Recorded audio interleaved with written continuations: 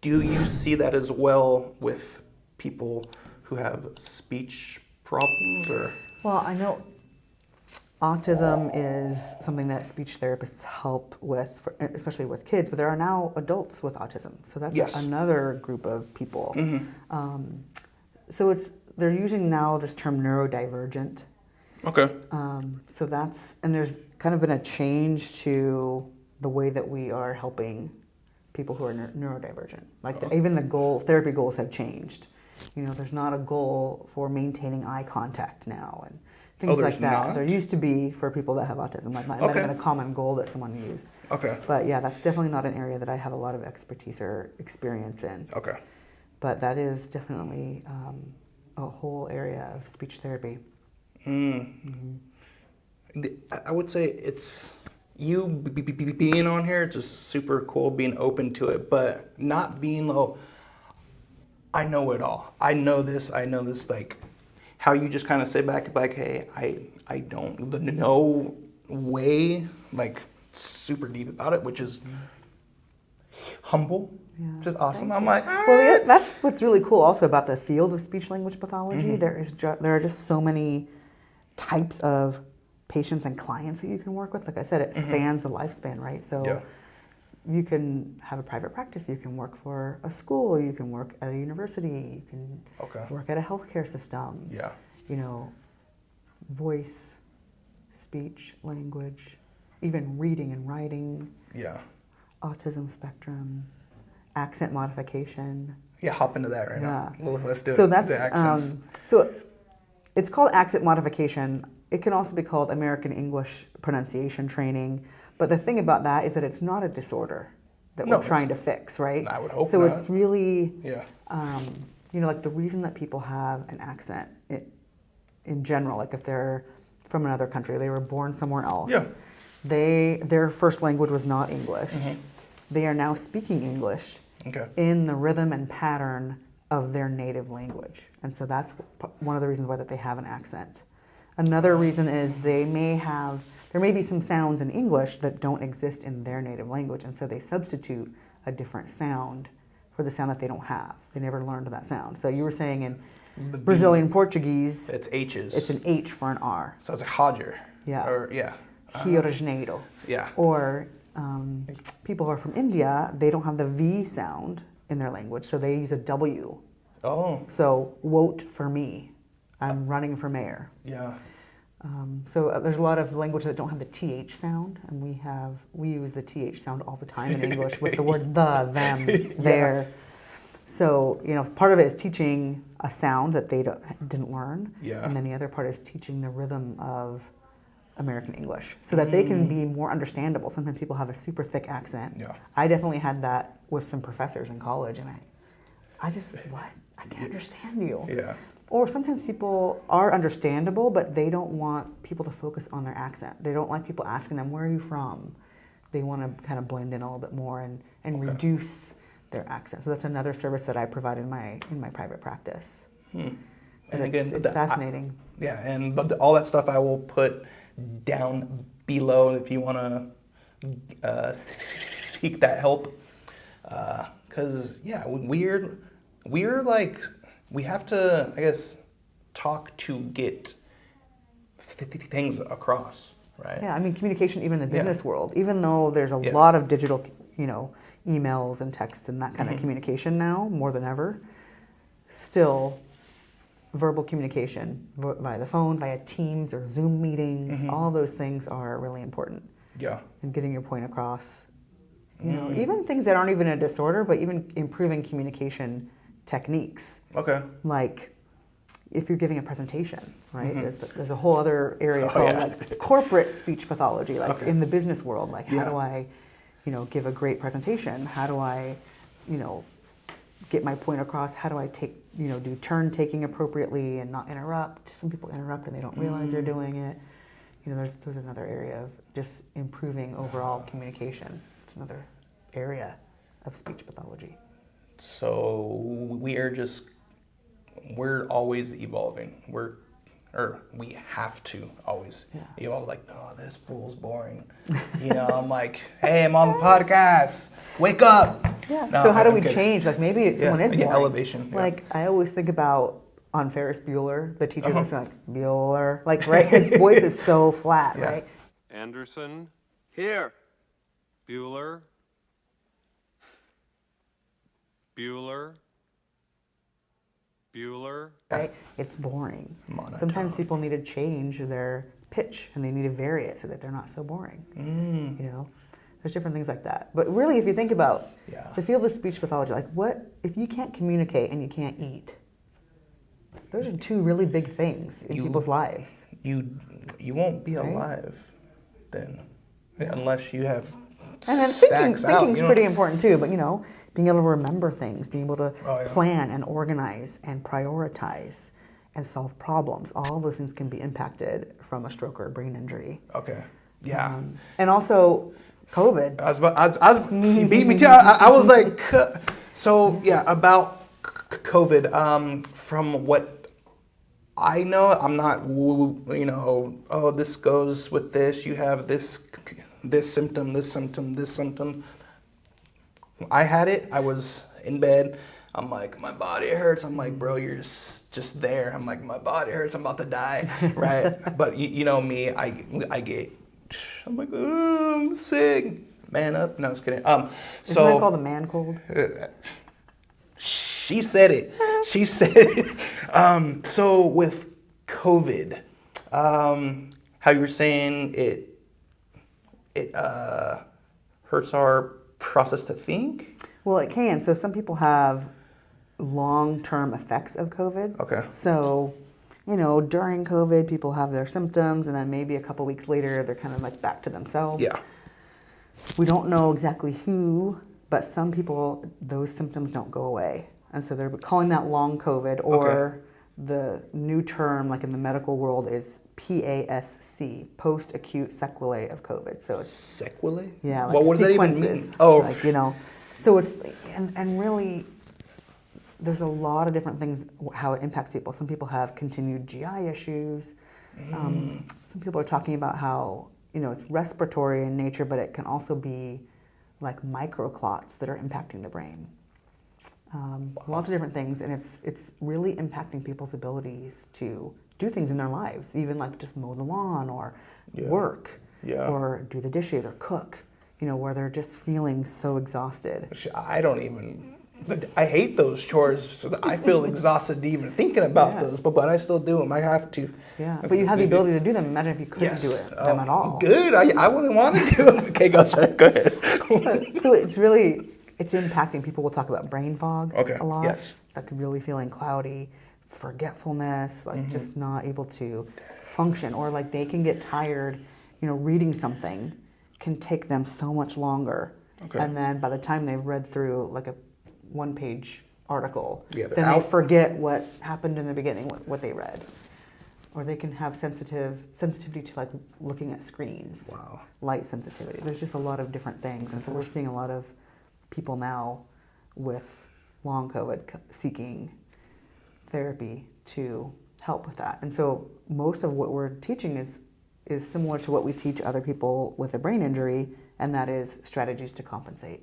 You know, restructuring your day and really looking ahead and maybe planning ahead more than you even did before. Yeah. And noticing what is my energy level and how much energy does this task take? And am I going to do this task all in one day, or do I need to break it down? Okay. Break it down. Get it, girl. Get it, girl. Get it. Sorry. And You know, like- we're back to it. I'm kidding. Yeah, so it's really looking ahead, like, okay, if I know I have a doctor's appointment that day, then I know I'm not going to do anything else that evening that takes a lot of physical or cognitive endurance. Yeah. Or I'm going to plan things out, or I'm going to delegate some things, or I'm going to eliminate some things from my life because I maybe can't handle that right now. Yeah. There's a lot of different things. So it's a pretty heartbreaking condition that, you know, it just really impacts people. And we've had some people be able to go back to work, and other people, it just kind of lingers, and it's really a challenge, and they're not able to return to work. Yeah. So it's all very new. Like didn't know what COVID Just was. like Right? I didn't like learn about that. any of this in grad school. Yeah. So we're learning with everyone everybody, else yeah. about this, and Dang. yeah, it's a challenging condition. Yeah. Do you remember cleaning all your groceries? I would clean all my groceries when we got home. We didn't know how it was spread at first. Yeah. So, I mean, sometimes people don't get this long COVID their first time around, maybe the second time around, and they'll get it, and the symptoms Two hang times around. you can get it twice? No, I didn't get it. Yeah. Like look at that. They're like, he's stupid as hell. I am a bit. Hence why I'm open to so much more knowledge. Yeah, I hope all of you out there are too. So, what things have you seen that not hurt you as a person, but hinder you, as in to help whoever? Like, what things can't you kind of? Yeah, I know this is probably too much. You're like, I don't want to think about that.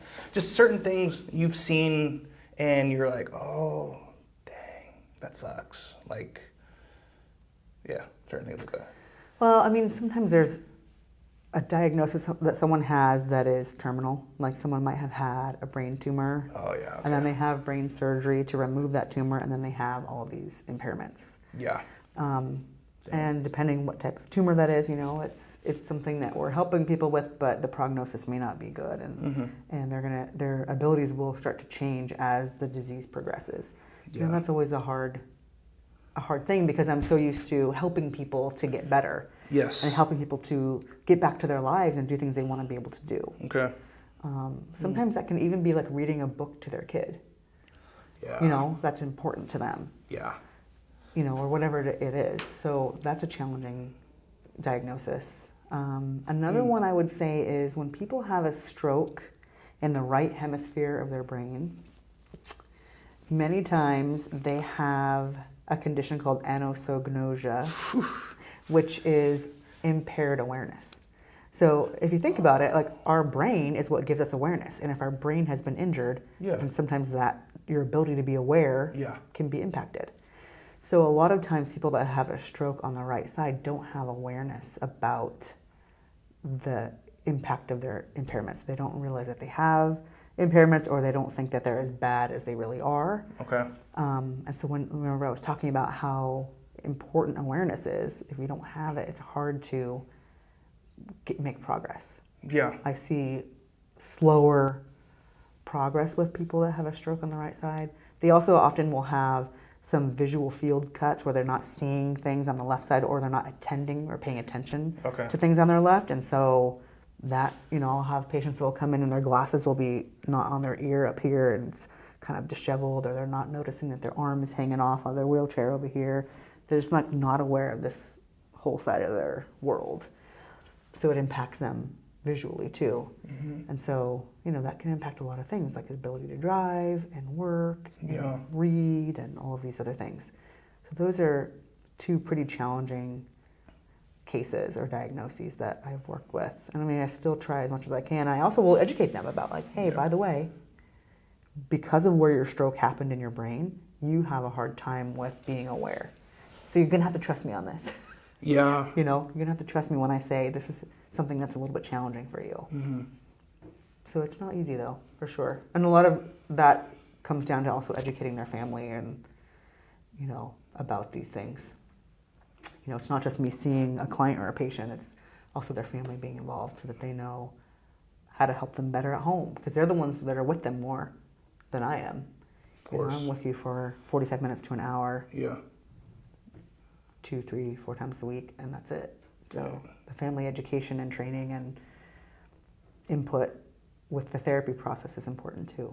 So, like, what certain things can people do at home to help out their person who has the issue or the Yeah, problem? well, gosh, it just depends on what the issue is, I guess. Like, you know, if we're talking about a child who isn't really speaking very much, we want to promote language. We want to Okay.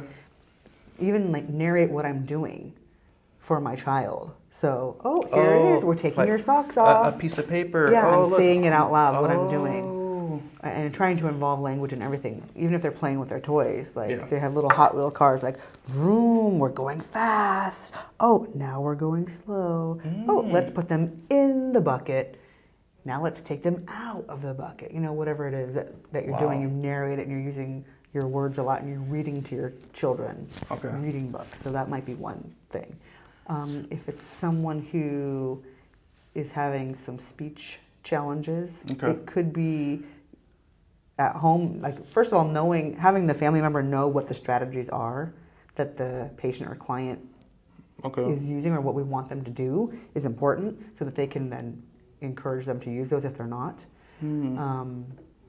It could be if someone has a language disorder like aphasia, they can't speak very well, they can't think of the words they want to say, having a familiar conversation partner, a communication partner at home, and knowing how to facilitate communication at home when your loved one can't necessarily say a whole sentence. Yeah.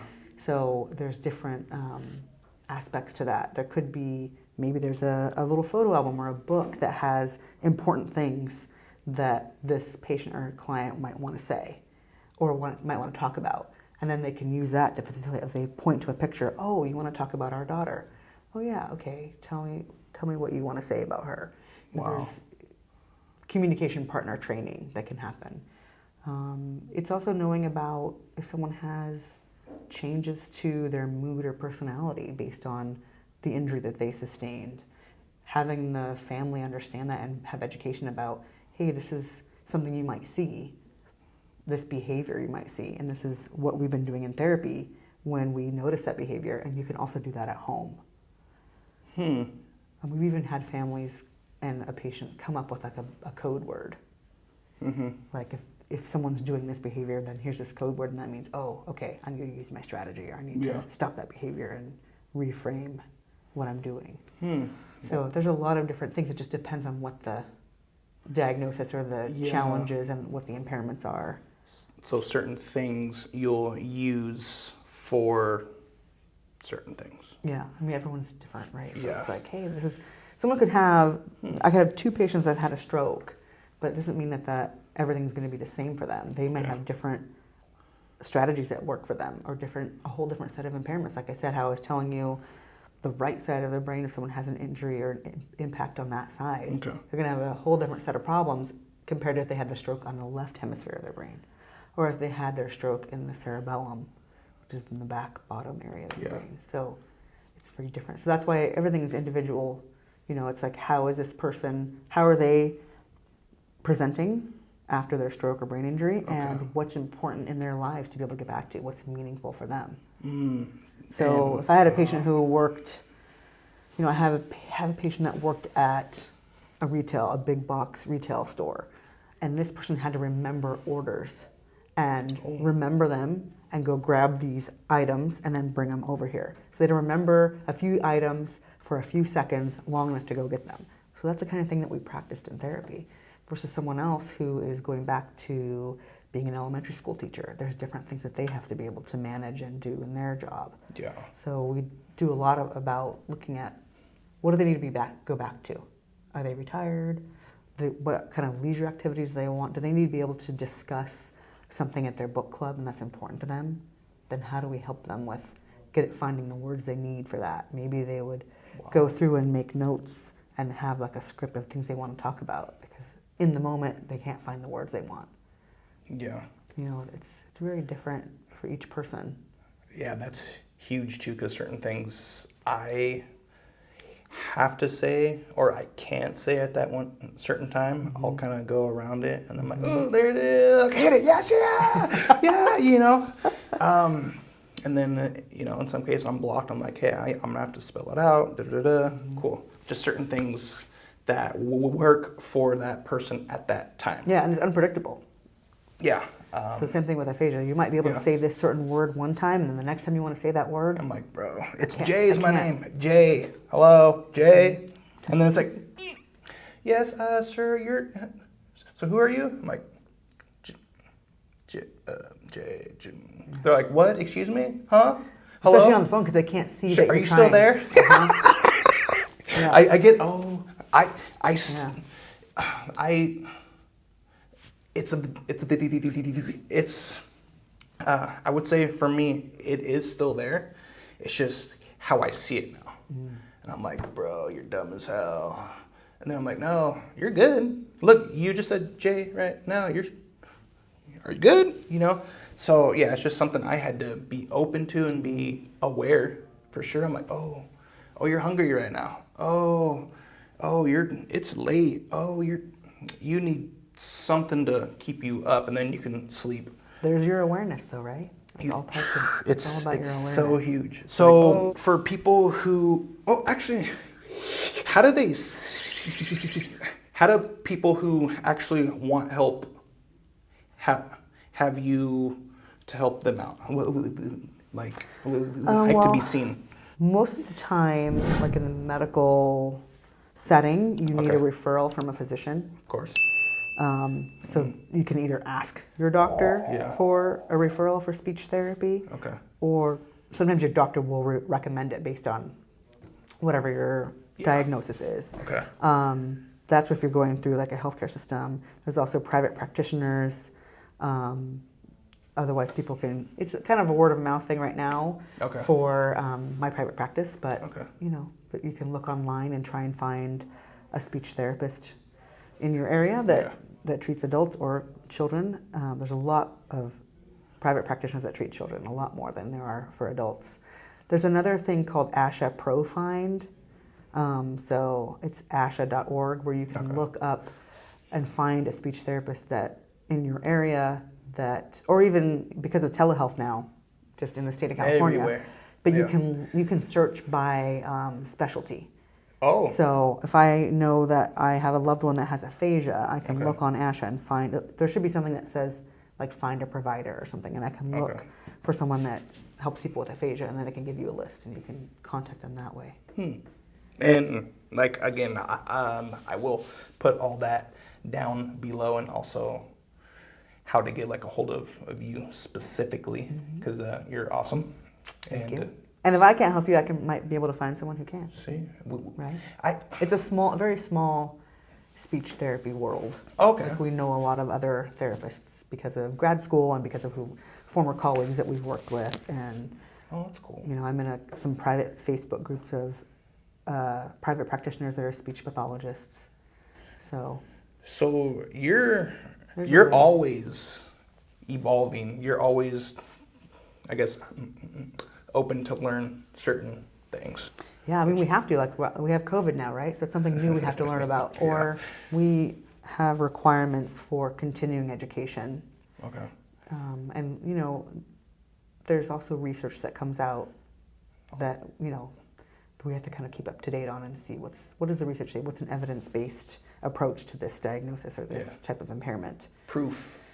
So It's like I am the proof. That's the experience. All you need. No, I'm kidding. I'm the not proof of a lot. but I mean, I just think everyone should always want to keep learning. That's I would hope really so. what keeps you going in this Yeah, life. It's just always learning something new. Yeah, that's sick. So let's hop into how do you be you as in school wise, and what holds you on each day actually? That drive, like I want to help that person, because at some jobs are like, oh bro, I'm so bored. I've done every single thing, and I'm just not where I need to be. Well, I mean, there's definitely burnout, right? I mean, there's definitely Okay. burnout in our profession. Yeah. And that happened a lot during COVID too. And our job takes a lot of energy, right? I'm one-on-one with the client for 45 minutes to an hour. Yeah. Sometimes we can experience compassion fatigue. We're helping someone, we're giving our all to them, we're encouraging them, we're being a cheerleader, but it takes a lot of energy. Yeah. For sure. I think some of the things that really help me to enjoy my job are helping people get back to things they want to get back to that are important in their lives. And I'll maybe get an email from a patient who has graduated from speech therapy, they're done. But it will be like, hey, I just graduated. I just got my bachelor's degree and I have a better GPA than I did before my injury.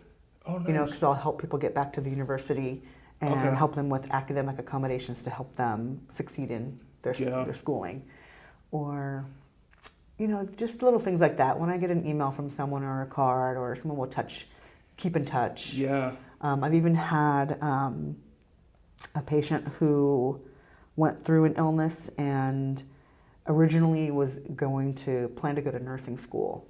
And after having her illness and going through all of her rehabilitation, she changed her major and is now going to grad school to become a speech pathologist. Look at you go. I know. So I think that's just so inspiring that, something happened to someone and they changed their mind. I had another person who changed their mind as well, changed their major, and now wants to be a physical therapist. Okay. After going through their, injury and rehabilitation. Yeah. So, and then there was something else that when I was working in a level 1 trauma center hospital in the inpatient rehab department, sometimes I would also work in the other parts of the hospital. In a hospital? You're in a hospital too? Mm-hmm. Okay. Yep. And somebody was on a vent. So they are on a ventilator, and so it's breathing for them, right? So, when you have that ventilator, you aren't able to speak. But there's a special device called a Passy-Muir valve where that can go on their vent, and you work with a respiratory therapist, and it helps them to be able to speak. Like, is it like off of like, or is It it like a high end? It's like a one-way low valve, sound? so Okay. it's when they breathe out, Yes. it can stop the airflow so that they can move the air up to through their vocal cords so they can voice. That's sick. So I was working with a respiratory therapist to do an inline Passy-Muir valve trial with this client or this patient, and her son was there, and she had lung cancer. Oh, wow. But her son was there, and so when we were doing this, she was able to say to her son, "I love you." Tears. I know, like in the room, and it was just like, how important is that? It was a really cool moment to be able to help someone to get their voice back, even though it was for a short term. Like we didn't get to leave that valve on all the time, but she got to say things to her son. Yeah, just like something so small can mean so much. Yeah. That's so crazy. Yeah. I've had people even. I've helped somebody and their niece and nephew wrote me a card after, and they said, "Thank you for bringing my uncle back." Wow. Like things like that where it's really important work that we do. So when I get things like that, it just keeps me going. And like I said, what's more important than be able to eat, think, and speak? Yeah. That's part of your daily life. Yeah. You have to first think about speaking and think about eating, because you don't, like how you were saying, you have some people who aren't even like there, like, oh, I just ate, it's like, yeah. So you have to think about eating as well. So I think it's all top of the brain and on how that works. And if something outside happens, like a stroke or you get hit or something happens, so your brain is impaired in a certain way, that's intense.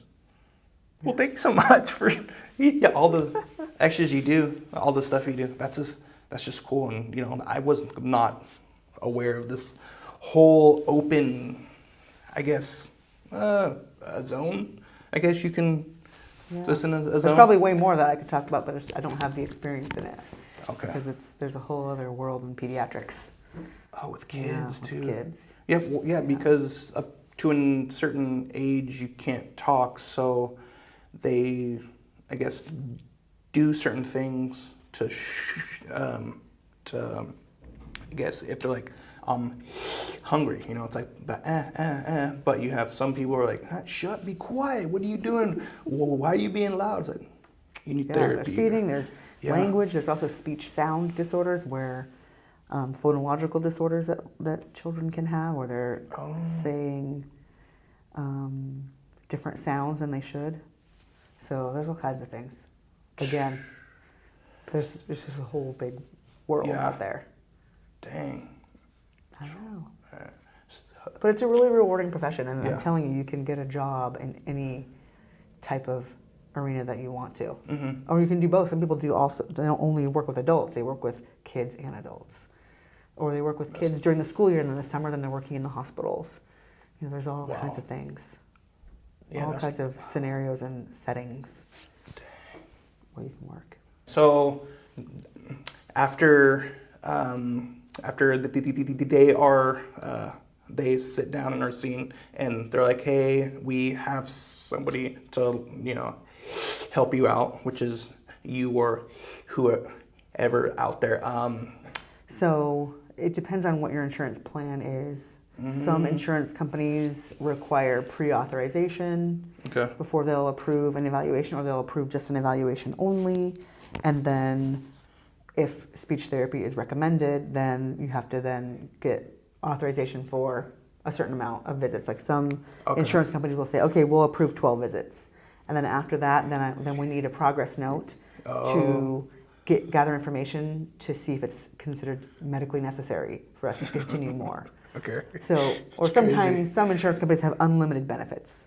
Okay. Or some of them are like, well, we'll cover speech and language, but we won't cover cognition.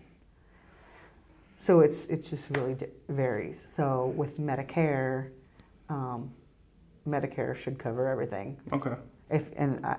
As a private practitioner, I have to take Medicare. If someone is Medicare eligible, has Medicare, then I have to bill Medicare. Okay. I cannot charge them my private rate.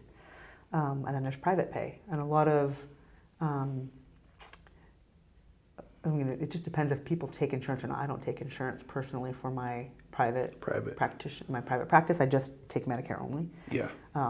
But there's different benefits to private pay. You don't have to wait on an insurance company. Yeah, you just The say, insurance company can't here's dictate. money, Yeah. help me out. They can't So say, sick. you only get 10 visits. You get Yeah. what you need. Yeah. And you don't have to wait for authorization and those kind of things. Yeah, insurance. I'm not even sure still how it works. Oh, you have to pay so much. Wait, you got to pay a co. Why? I've been paying this for 18 years. You should. Yeah, like you still have a copay. Oh, then yeah. Oh, you have to pay up to a certain amount, and then you get off like. Like if you met your deductible. Yeah, I'm like, I know. how? What? Anyways, Yeah. whole other spiel that actually will have.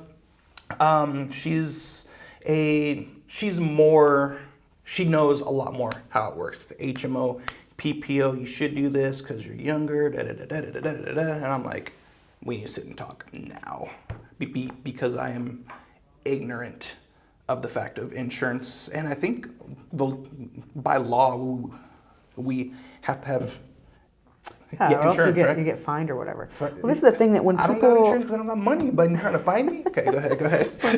exactly. When people choose their insurance plans, like if they have an employer Okay. plan and maybe there's more than one plan to choose, Okay. most people are not looking at, oh, what are my speech, physical, and occupational therapy benefits? It's all 'Cause- health. Yeah, it's just like how much is it per paycheck?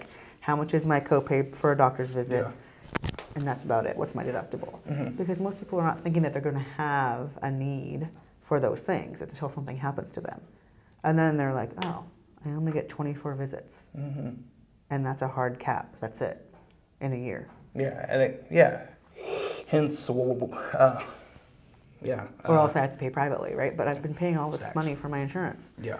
That's a whole other. Yeah, it's like, oh, I'm not trying to save money for a rainy day. It's like, okay, well, it's out here. It's been raining, raining a lot, so you're not sure what's going to happen, especially with speech. I would say, so even if it's not for you, let's say you have like a friend's kid or whoever, and they're having like a hard time, they're, I don't know, just like a hard time, right? And you'd be like, oh, are you okay? Here, I'll help you out. It's not always about you, because after you go, you're gone. It's like what here while you are here are you going to help out? And it's like for you're helping out people you don't even know you're helping out because that person who's, I guess, hurt or whatever, who can't say, like a certain a name or whatever, if they have a kid who has a child, and they're like, oh, Sarah or Sam, whoever, and you're like, oh, I wanted to learn how to say their name, which is just awesome. Yeah, that's meaningful For in all- your life, right? Yeah. For people that you know and interact with. Yeah. So I hope I've helped whoever out there to meet people like her, or actually just be open and aware that there are people out there who are having problems with something. Either, I don't know, like you have a hurt toe, you have, hey, that sucks because you have to walk on your toes, right? Or you have a hurt thumb. It's like, aren't humans like certain thing it's called? The opposable thumb. Is that it? Genius! Oh my gosh, awesome. Yeah, I'm like, I don't even know. Yeah, because what? That helps us grasp things. Yeah, because Helps us text. and scroll. Hold on. And scroll? We're gonna scroll. No, it says. Oh. Actually. If you're doing it one-handed. Oh, ooh. Are there any other things you want to, I guess, hop on to I guess I just help want to people say, if out there? anyone's interested in the field of speech-language pathology, even if it's a career change, it doesn't have to be like you're going to college, but Yeah. there's, I would recommend, if you can, to volunteer Okay. at a place that does speech therapy, because then you can kind of get a little bit of a better idea about what we do, and just know that it's a really great career. It really is. It's really great to be able to help people with such important things. Yeah. And yeah, I would encourage anyone to look into it, because this field is going to be around. Baby boomers are getting older. Yeah. There's always kids that are being born and growing up that will need services. So we are about to end it up. I'm going to say thank you so much, Brenda, for being here, spending time and helping them as well as me, just to be exposed more to what we, I guess, don't see every day.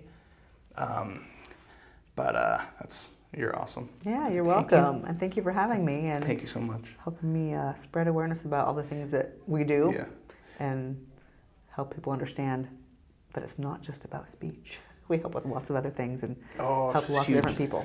So And at the same time, you were kind of, you were like, you were still open to be on here, but you're like, I'm kind of shy, and we're on video. I know. So, but yeah, so even you have, you got so many people out there who are like, oh, I don't want to do this. I'm like, try it, maybe. Her. even though I talk all day, Yeah, I was still a little bit nervous. Yeah, she's like, I don't want. I'm like, you have like a PhD, D, No. or I no, yeah, S. I don't know, S, X, F, M, D, X. All that. All kind these letters after my name. Yeah, and I was like, and you're nervous? Why? But yeah, it just kind of shows you we're human. We have emotions. Yay! Said nobody. Yeah, you can do hard things. Yeah, but you need help though. Yeah. With everything. There's no other I in team for sure. But I want to again thank you so much for being here to help us all out. Yeah, you're welcome. It was fun. It's awesome. Thanks for having me, Jay. Thank you so much. Thank you so much. And thank you for tuning in on the Raw Grass Podcast.